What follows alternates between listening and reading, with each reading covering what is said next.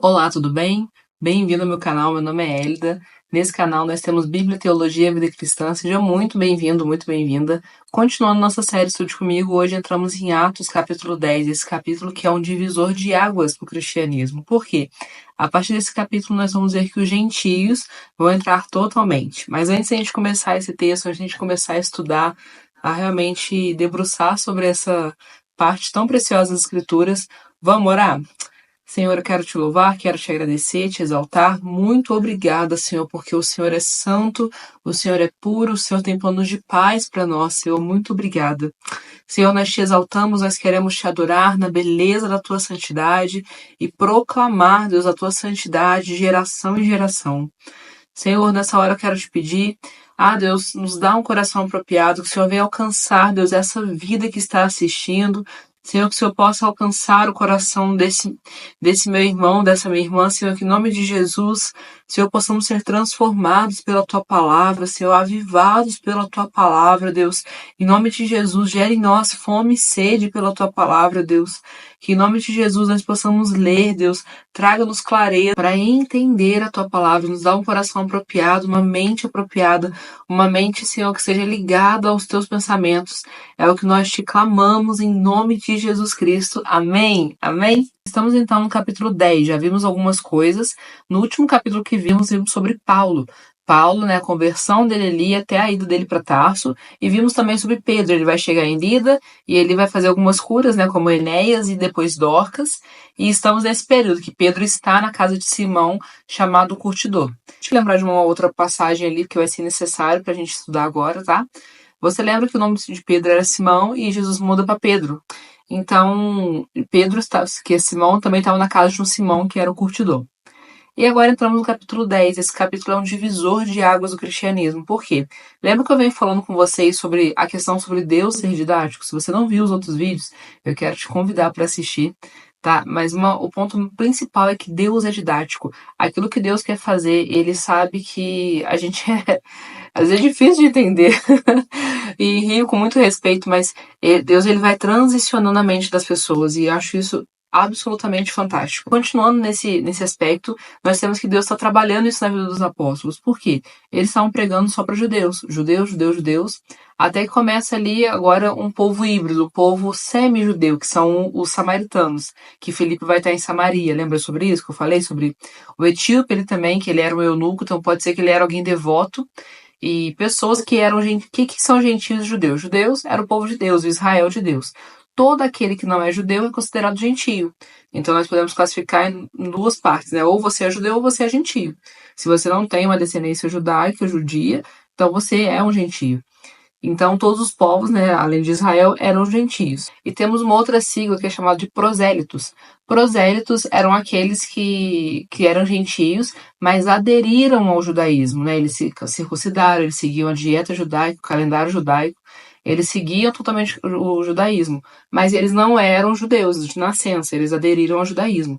Eles eram considerados prosélitos. Se você voltar em Atos 2, você vai ver que em Atos 2, durante o Pentecostes, ali a festa de Pentecostes, haviam prosélitos. Por quê? Porque eles vieram comemorar a festa de Pentecostes, ok? E aí, continuando então, Pedro está na casa de Simão, e agora você vai ver essa transição, Deus transicionando totalmente.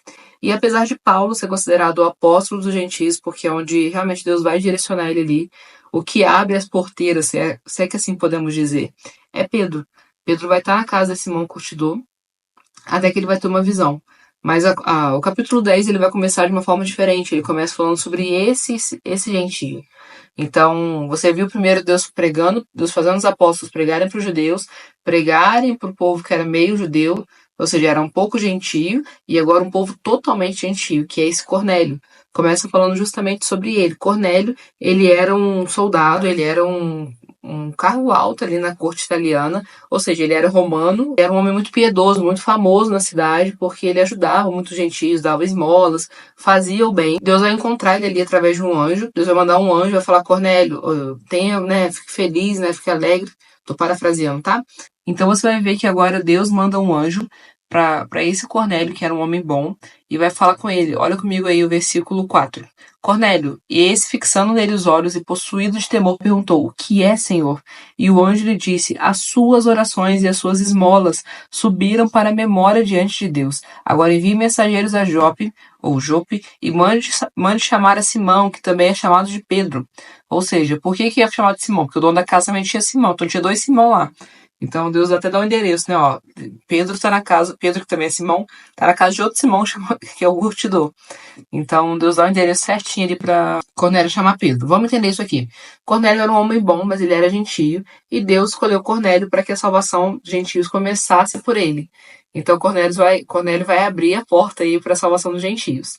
Esse Cornélio morava em Cesareia. Cesareia é uma cidade um pouco para cima, vou ver se consigo deixar o mapa aqui, de Jerusalém. Era uma cidade marítima, é uma cidade militar, tá? Onde tinha soldados aposentados, tinha soldados na ativa, e Cornélio é uma prova disso. Cornélio estava ali com a sua corte, tá? E em Cesareia também ficava uma importante prisão, que a gente vai ver bem mais pra frente, que é onde Paulo vai ser mandado numa dessas vezes aí. Mas isso é só uma informação para você guardar. Então ali Cornélio tá nessa cidade, até que numa das seus períodos de oração, Deus chega para ele através de um anjo e fala: Cornélio, suas orações foram ouvidas. Então, mande chamar Pedro, que é o versículo 5, né? Agora envie mensageiros a Jope, mande chamar a Simão, que também é chamado de Pedro. Ele está hospedado com Simão Curtidor, cuja residência está situada à beira-mar. Então Deus dá todos os detalhes aqui. Então o Cornélio vai mandar sua corte ali, vai fazer isso, e eles vão chegar até Pedro. Então vai estar nessa viagem aí de Cornélio, né, da corte de Cornélio até chegar a Pedro. Nesse meio tempo, né, enquanto isso, o que está acontecendo com Pedro lá na casa de Simão Curtidor? Tá chegando perto da hora do almoço, Pedro tá com fome, e era muito comum dos judeus orarem na hora do almoço, tá? Orarem nesse horário de meio-dia. Então, Simão tá com fome, a comida não tá pronta, e aí Simão vai subir para poder fazer a sua oração. E enquanto ele tá tendo a oração dele, vai entrar no estado de êxtase. Ele está olhando e de repente ele vai ter uma visão onde é descido um lençol, né, que é atado nas 4 pontas, e dentro desse lençol havia todos os tipos de animais. E nesses todos os tipos de animais que Pedro vai descrever aqui, são animais que eram impuros.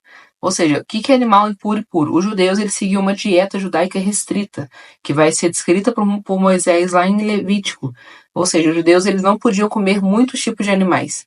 E então eles classificavam tudo mais, então tinha toda uma regra, toda uma dieta judaica ali que separava os animais que eles podiam e que eles não podiam, ou seja, os puros dos não puros. Essa visão ali tinha todo tipo de animal, puro e impuro. E aí, assim como vi essa visão, também veio uma voz dizendo: Pedro, mata e come. E aí Pedro fala: Não, Senhor, de forma nenhuma. Então ele reconhece o Senhor, ele reconhece que é a voz do Senhor, ou seja, Deus falando com ele, mas ele se recusa a obedecer porque para ele é algo inapropriado, como um bom judeu, porque eles eram judeus praticantes. E a voz se repete por 3 vezes até que Pedro, né, ele se desperta dessa visão. E quando Pedro desperta dessa visão, e essa visão é interessante porque são os animais impuros. Então é como se Deus estivesse já quebrantando e preparando o coração de Pedro para as próximas cenas. Como se estivesse falando: Pedro, toda essa lei mosaica, toda essa dieta judaica, toda essa questão de cerimonialismo judeu, eu estou derrubando, foi derrubado em Cristo. O sacrifício, né, de animais já foi derrubado em Cristo. E os judeus tinham entendido isso, que Cristo era o Cordeiro de Deus que tira o pecado do mundo. Então eles já tinham parado de sacrificar. Mas eles não haviam parado com as outras práticas ainda. Então era necessário que Deus transformasse por completo o coração deles. E é onde Deus vai em Pedro, né, que era talvez o líder dos apóstolos. Porque começando ali a mudança na liderança, a mudança ecoaria. Então você vê como as estratégias de Deus são perfeitas.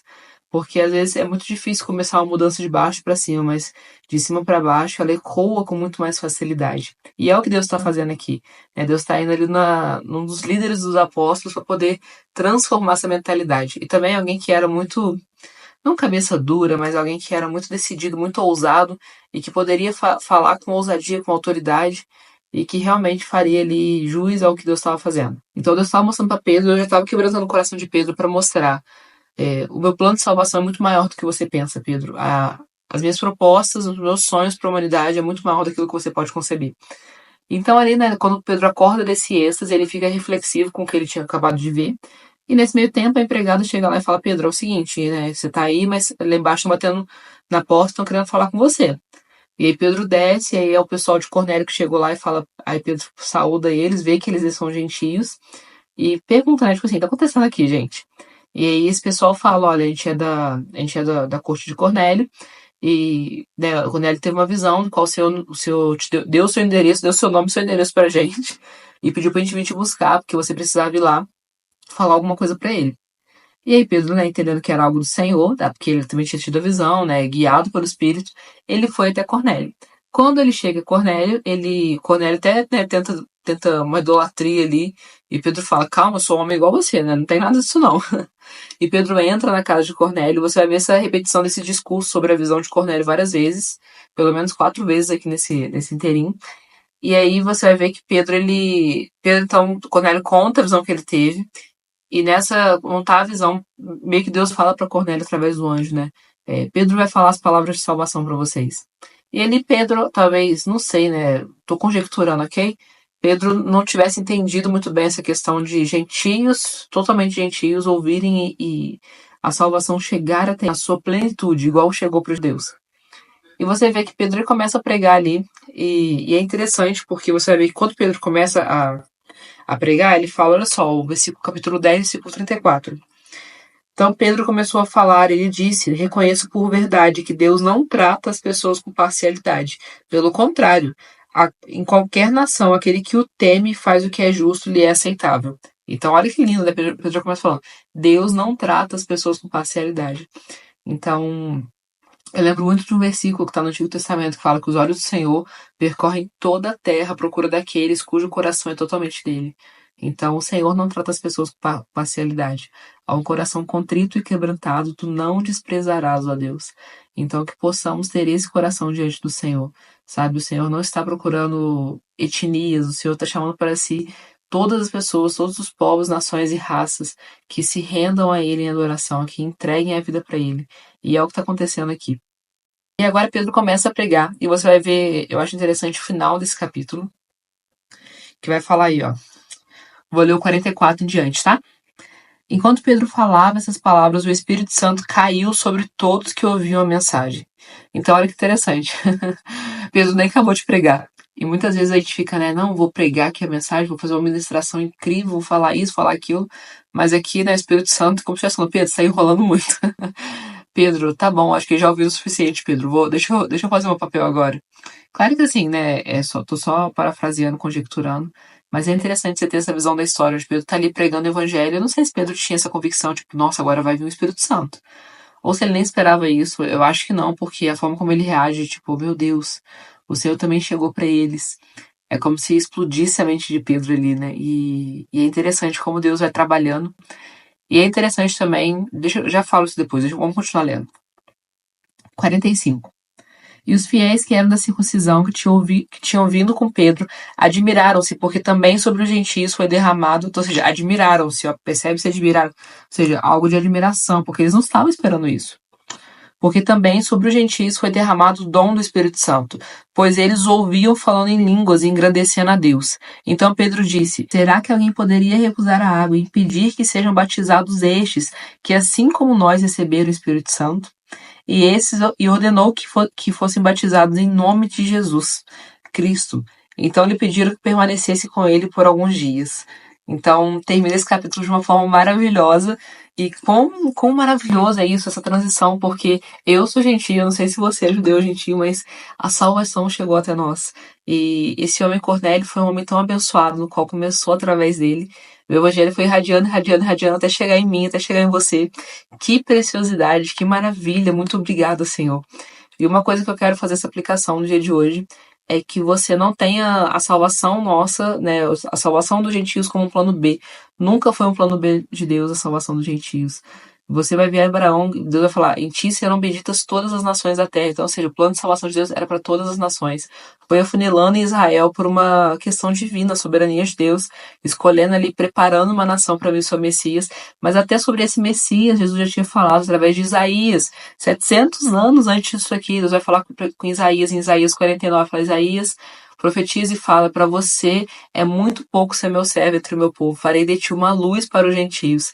E essa profecia é messiânica, ou seja, está falando que Jesus seria uma luz para o povo gentio, ou seja, a salvação para os gentios nunca foi um plano B, sempre esteve no plano A, no plano principal, porque Deus não tem plano B, só tem o plano A, e o plano A dele sempre deu certo e vai continuar dando certo.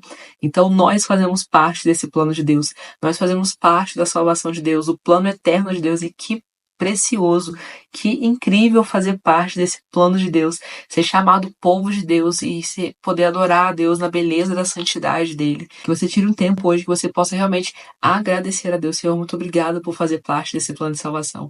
Obrigada pela tua obra na cruz. Obrigada porque isso foi irradiando de tal forma que chegou até mim, chegou até os meus. E que incrível, que maravilhoso fazer parte disso. Que incrível, você consegue sentir isso, você consegue se alegrar no Senhor pela salvação ter chegado até você. Glória a Deus nas alturas e paz aos homens a quem Deus quer bem. Então que nós possamos entender isso, e assim como Pedro entendeu, Deus não trata as pessoas com parcialidade.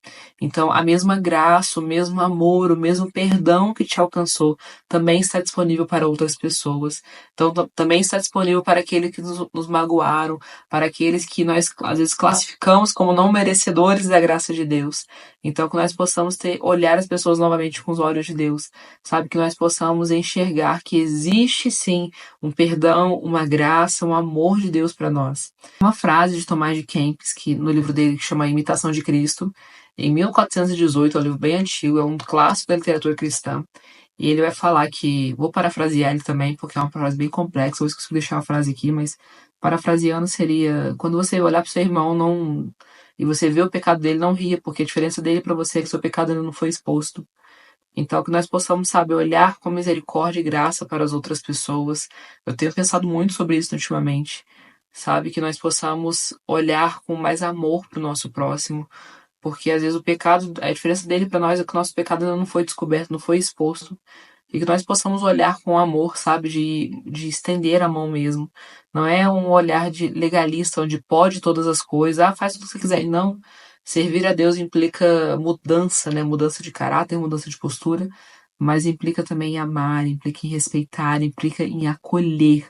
E no reino de Deus ninguém é descartável, então que nós não possamos descartar pessoas, mas acolhê-las para a glória de Deus e não tratar com parcialidade. E isso é um desafio, isso é um grande desafio, mas Deus pode nos capacitar. E eu oro nessa manhã, nessa tarde, nessa noite, para você que não sei qual horário que você está assistindo isso, que Deus te capacite, meu irmão, que Deus te capacite, minha irmã, nessa obra maravilhosa, que os seus olhares sejam acolhedores, que as suas mãos possam abraçar vidas e mostrar o caminho da cruz, mostrar o caminho de redenção, de perdão, e que o Senhor aceita as pessoas e que Ele transforma a vida das pessoas. Ele trabalha a santidade e a santificação na vida de cada um de nós. Amém? Fique com Deus. Se você gostou desse vídeo, comenta, curte, compartilha. Você já sabe tudo isso aí, salva no sininho.